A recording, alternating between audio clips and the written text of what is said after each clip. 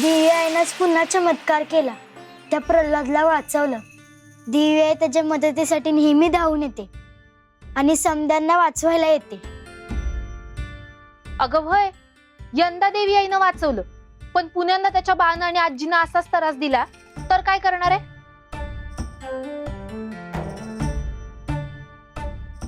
परत तशी वेळ आली तर देवी आई येईलच त्याला वाचवायला। तसं बी त्या दोघांचं त्याच्यावर लई प्रेम आहे, त्याची काळजी घेतात। फक्त तो देवी आईचं नाव घेतो म्हणून त्याच्यावर ते रागवतात।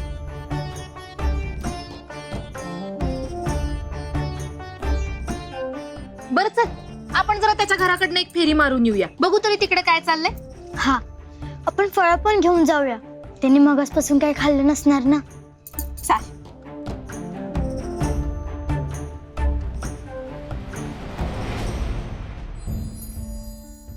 तुळजा, तू या गावासाठी इतकं काही करते आहेस, पण काही लोक तुझ्याच विरोधात जात आहेत। आश्चर्यच आहे। तू त्यांना शासन करायला हवं। तुला माहितीये, जेव्हा कार्तिकीय लहान होता ना, तेव्हा त्याला आम्ही नाही वाढवलं, सहा कृतिकांनी वाढवलं। त्यामुळे जेव्हा तो परत आला तेव्हा त्याच्या मनात आमच्याबद्दल राग होता। त्याला असं वाटत होतं की आम्ही त्याला नाकारलं, तो आमच्या सोबत रागातच वागायचा, नीट नाही बोलायचा। आता आम्हाला सांग, त्यावेळी आम्ही त्यांना शासन करायला हवं होतं? तो लहान होता, तुझा लेक होता, गैरसमजातून त्याच्या मनात राग निर्माण झाला, इतकंच। तेच मानकोजी आणि माई अक्काच्या बाबतीत झालं, त्यांचा गैरसमज झाला। आता आम्हाला सांग, आम्ही आई म्हणून त्यांना चूक सुधारण्याची संधी द्यायला हवी ना, का त्यांना शासन करायला हवं? जे खरोखरच दुष्ट आहे, आम्ही त्यांच्यासाठी रणरागिणी होणारच। त्यांना माफी नाही, पण जे मनाने चांगले आहेत परंतु वाट भरकटले, आम्ही त्यांच्यावर का राग धरू? तुझ्याबद्दल जे ऐकलं होतं ते अगदी खरंय। तुझ्या गर्भातून तू एकही मूल जन्माला घातलं नाहीस, पण आज या साऱ्या विश्वाची तू आई झाली आहेस। हे काय बोलता आहात आपण? आपण आमच्या सैन्याचं नेतृत्व करणार? काय चुकीचं बोललो आम्ही असुर नरेश, की आमच्या कर्तृत्वाबद्दल आपल्या मनामध्ये शंका आहे? आम्ही आमच्या माहेरी असताना आमचे बंधू शुंभ आणि निशुंभ यांच्या सोबत आम्ही सुद्धा युद्धकलेचे शिक्षण घेतले आहे। युद्धकलेमध्ये आम्ही निपुण आहोत, आणि एवढेच नाही तर आमच्या बंधूंबरोबर आम्ही युद्धामध्ये प्रत्यक्ष सहभाग सुद्धा घेतला आहे। त्यामुळे त्यांची युद्ध नीती आम्ही जवळून अभ्यासली आहे। आम्हाला त्याची कल्पना आहे सम्राज्ञी, पण आपण एक स्त्री आहात। मग सम्राज्ञी एक स्त्री असून आपण स्वतः रणांगणात उतरणार, या महायुद्धामध्ये आमच्या सैन्याचं नेतृत्व आपण करणार। शुंभाचा निर्णय योग्य आहे महिषासुरा।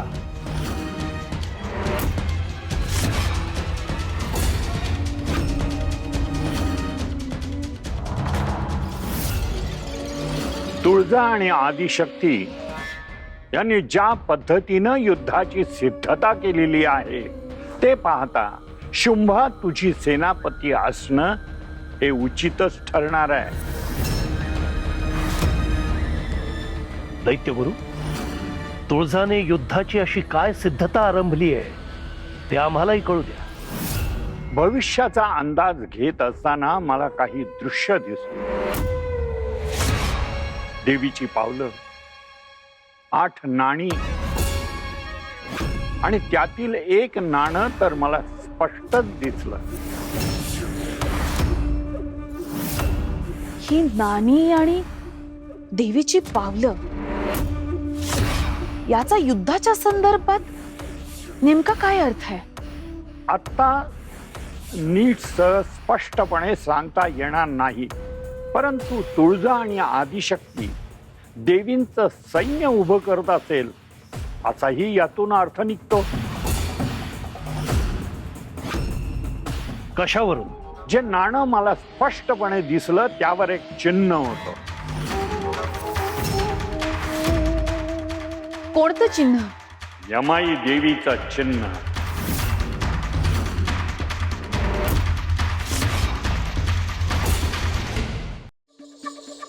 केवळ आम्हीच नाही तर प्रत्येक बाईचं हे वैशिष्ट्य आहे, कारण तिच्या उपजतच एक आई दडलेली असते.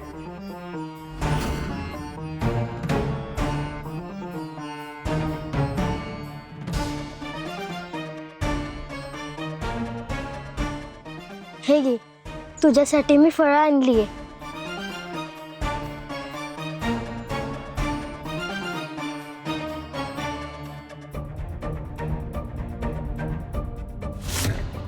हे घे फळं, खा तू. अरे घे, सकाळपासून काही खाल्लं नसशील. ज्या प्रकारे ओवी प्रल्हादकडे धावून गेली, त्या लहान मुलीमध्ये देखील एक आईच होती. काय रे, अरे किती भाजलाय तुझा हात. कशाला करायला जावं असलं. अरे जरा काळजी घ्यावी. एवढ्या रागात असताना सुद्धा माई अक्काला मानकोजीच्या हाताची चिंता वाटली, कारण ती सुद्धा आईच होती. हे बाईपणात दडलेलं आईपण स्त्रियांना वेगळं ठरवतं, कारण आई म्हणून आपण वाईटात सुद्धा चांगलं शोधतो आणि मग मोठ्या मनाने प्रत्येकाला माफ करू शकतो.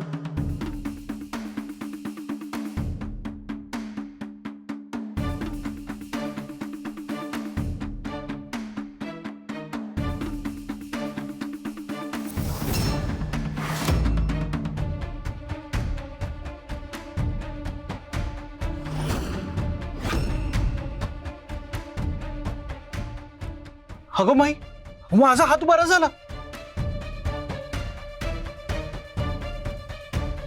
अरे होय की. अरे पण कस काय झाले.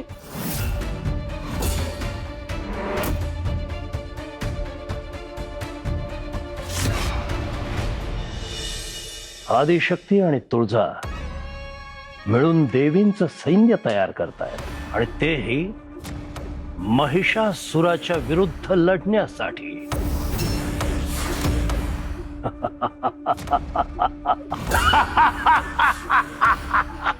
हसू नकोस महिषासुरा. जी वार्ता ऐकून तुला आश्चर्य वाटायला हवं, ती वार्ता ऐकून तू हसतोस. हसू नको तर काय करू दैत्य गुरु. देवींचं सैन्य. दैत्य गुरु, आम्ही विचार करत होतो की या युद्धामध्ये आदिशक्ती आणि तुळजा समस्त देवतांना एकत्र करतील. आपण आम्हाला सांगा, आमच्या अफाट सामर्थ्यासमोर या क्षुद्र आणि क्षुल्लक स्त्रिया कशा पुऱ्या पडतील. तुला गर्वाची बाधा झालेली आहे महिषासुरा. या गर्वामुळं काय होतं हे तू आधीही पाहिलेलं आहेस. महिषासुरा, सांप्रतचा काळ तुझ्यासाठी उत्तम असला तरी ज्या काळात युद्ध होणार आहे तो काळ दोन्ही पक्षांसाठी सारखाच असणार आहे. त्यामुळं हे युद्ध गुणवत्ता आणि नियोजन याद्वारे फक्त जिंकता येईल. गुणवत्ता आणि नियोजन, पण ते तर आमच्या जवळ आहे. मग दैत्य गुरु, आपल्याला चिंता कसली. इथंच तुझं चुकतंय महिषासुरा. तुझ्याकडे गुणवत्ता असली, तुझ्याकडे युद्ध कौशल्य असलं, तुझ्याकडं एक गोष्ट नाहीये की जी त्यांच्याकडे आहे, स्त्रीत्व. स्त्रीत्व, त्याचं असं काय विशेष. तेच तर विशेष आहे महिषासुरा. स्त्रियांची विचार करण्याची पद्धत वेगळी असते.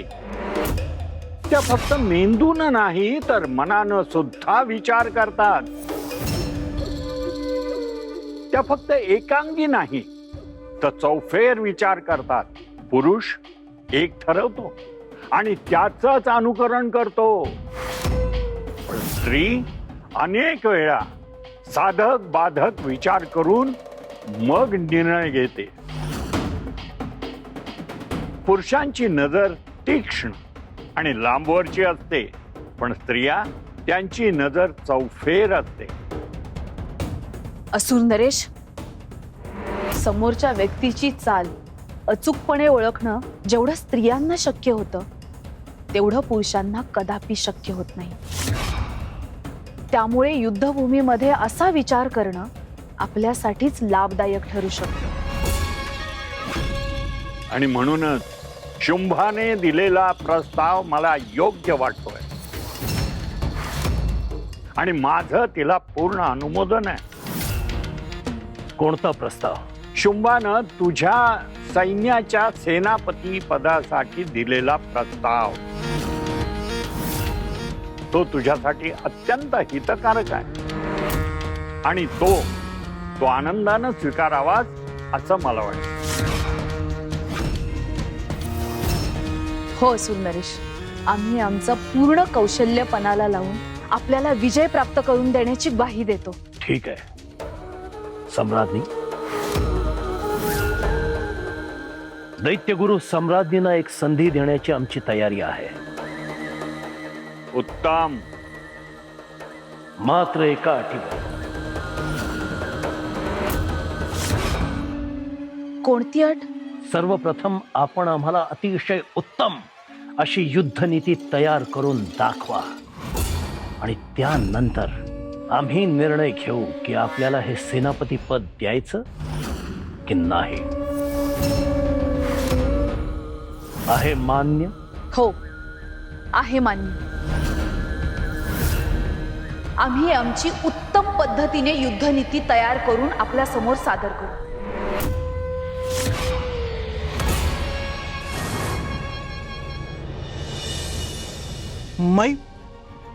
माई एवढा हात माझा भाजला होता, असं असं अचानक कसं काय बरं झाला? म्हणजे काय झालं असं? माझा विश्वास नाही. पर देवीनं तर काय केलं नसेल ना? देवी ती माझ्यासाठी कशाला हे करेल? आपण तर तिचं नाव बी घेत नाही. उलट पोरग तिचं नाव घेते म्हणून पोरग्याला शिक्षा करायला गेलतो तेव्हा माझा हात भाजलेला. मग देवी कशाला तो बरा करेल? तिला तर माझा राग यायला हवा. मग देवी अशी का वागली असेल? हाच तर तुळजाचा डाव हाय. अहो खरंच ती अशीच करती. ज्या लोकांना तिचं सत्य कळलं आहे ना त्या लोकांना भुलवायला ती असेच चमत्कार करती. काय सांगतेस? वय तर अहो मला एक सांगा, ही दुखापत कोणामुळे झालीये? तिच्यामुळेच झाली ना? वय की, पण ही बरी करण्यामागचा तिचा हेतू काय असेल? अहो आपल्या लेकराला भुलवायला करते ती हे सगळं. तिला असं दाखवून द्यायचं हाय का तीच समद्यांची तारणहार हाय. लोकांनी तिच्या पाया पडावं, तिच्या आश्रयाला यावं. म्हणजे त्यासाठी ती हे समज करती आहे? वय तर माई अक्का माझ्या बहिणीला वाचवायला आली नाही आणि तिच्या लेकराची आई बनायला आली. वय होय, त्याचा अंदाज आला होता मला. देवीच्या ह्या दुष्टपणापासूनच मला माझं पोरग वाचवायचं आहे. अहो भाऊजी फक्त लेकराला नाही, समद्या गावाला ह्या तुळजाच्या नाटकापासून वाचवायला मी बी इथं आली हाय. तुळजाची समधी कारस्थानं ठाऊक आहेत मला, पण म्या तिची डाळ शिजू द्यायची नाही म्हणजे नाहीच. नुसतं बोलच तू. हेच सांगितलंस म्हणून तुला घरात थारा दिला. करत काहीच नाहीस, नुसतं बोलतीस. तोंडातनं नुसती बडबड बडबड बडबड बडबड. अहो माई अक्का मी आता नुसती बडबड नाही करणार. आता योजना सुरू करायची वेळ आली हाय. ह्या तुळजानं काळजीचं नाटक करून आपल्या हातात कोलीतच दिलं आहे जणू.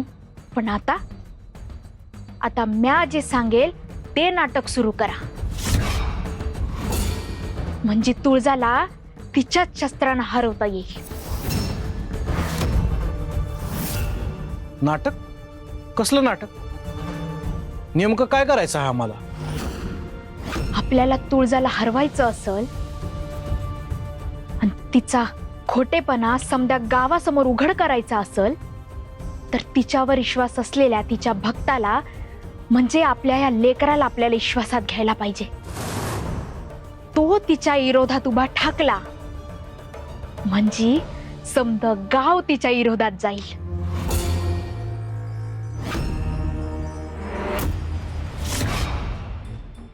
ओवी, अगं ए ओवी,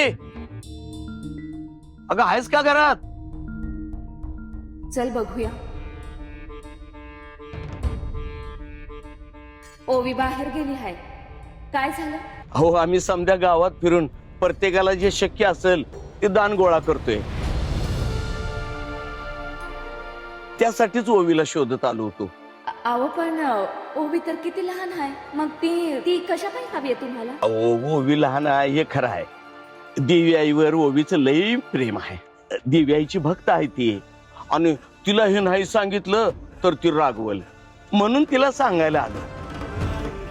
बाकी तुम्हीच ओवीची काळजी घेताय ना? होय. तुमचा आभार मानावं तेवढं थोडंच आहे बघा. अहो, तुम्ही आल्यापासून ओवी लई खुश असत्या. जणू तुळजाईनच तुम्हाला धाडले. हे बाकी खरं आहे कदम बाबा. अहो, आधी ओवीला दृष्टी नव्हती, एकटीच होती बिचारी.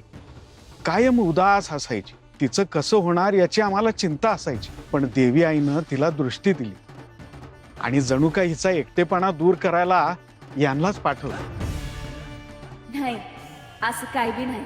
उलट देवी आईनंच तिला माझ्या आयुष्यात पाठवलंय बघा. नाहीतर आमचं काय विंचवाचं बिराड, कधी ह्या गावात तर कधी त्या गावात. नाहीतर आमच्या सारख्या भटक्यांना गावात अजून कोणी निवारा दिला असता होय. काही काही योग देव जुळवून आणतो म्हणतात, ते काही खोटं नाही बघा. होय तर खरंय. मला सांगा, तुम्ही हे दान गोळा करताय पण ते कशा पाहिजे? हो, गेले काही दिवस आमच्या मनात एक विचार सुरू आहे, आणि गावातल्या समध्या लोकांच्याकडनं मदत गोळा करून देवी आईचं मंदिर उभा करण्याचा विचार करते. प्रत्येकानं जमल तेवढी मदत करावी, आणि ज्याला शक्य नसेल त्यानं नाही केली तरी बी चालेल. अहो, देवी गावासाठी एवढं करतीये, मग गावात तिचं साधं एखादं मंदिर नसावं? हे काही आम्हाला योग्य नाही वाटत. म्हणून तर हा सगळा प्रपंच करतोय आम्ही.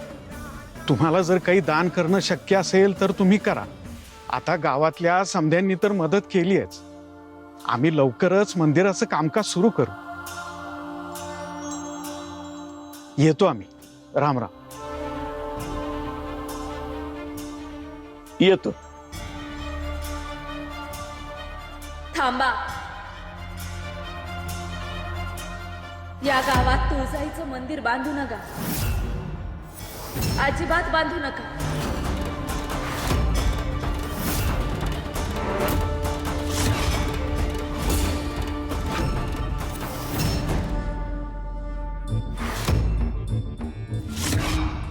मानकोजी, अरे केवढा भाजलेल तुझा हात, आणि लगेच बरा झाला. चमत्कारच झाला जणू. कसं काय झालं असं? हे बघ बाळा, अरे बघितलंस का? माझ्या सगळ्या जखमा बी भरल्या आणि दुखाचं बी थांबलं. कसं काय घडलं काय कळतच नाही बघ. बर, तू घरीच थांब, आम्ही जरा जाऊन येतो. हा, आलो. तुम्हाला कसं सांगू की हे देवी आईचे चमत्कार आहे. देवी आईनेच तुम्हाला बरं केलं आहे. तुझं अगदी बरोबर हाय बाळा. ह्यांना बी देवी आईनच बरं केलं हाय. नाही मावशी, मी देवीचं नाव नाही घेतलं. मी आपलं असंच बडबडत होतो. अरे नाही रे बाळा, तू काय बी चुकीचं बोलला नाहीस बघ. म्या सुद्धा देवी आईची भक्तच हाय. तुझी आई म्हणजे माझी सरुताई, माझी लांबची बहीण, ती सुद्धा देवी आईची भक्तच होती ना. तुला आठवतं का तुझी आई शेवटच्या क्षणी काय म्हणाली होती? सगळं ठीक होईल, तू काळजी नको करू, तू लप जा बघू. माई, तुम्ही त्याला घेऊन लपा, तुम्ही माझी काळजी करू नका, तुळजाई हाय. आई म्हणाली होती की देवी आई सगळं ठीक करेल. बघ, तिचा एवढा विश्वास होता देवी आईवर, तर माझं किती असेल? लेकरा, तुझ्या अंगावर उकळत पाणी पडण्याऐवजी फुलं पडली. ही बी देवी आईचीच कृपा आहे ना. तुला माहिती का हे कसं झालं ते? नाही. चल मी तुला धावते. चल. अरे बाळा चल की, चल माझ्या संग.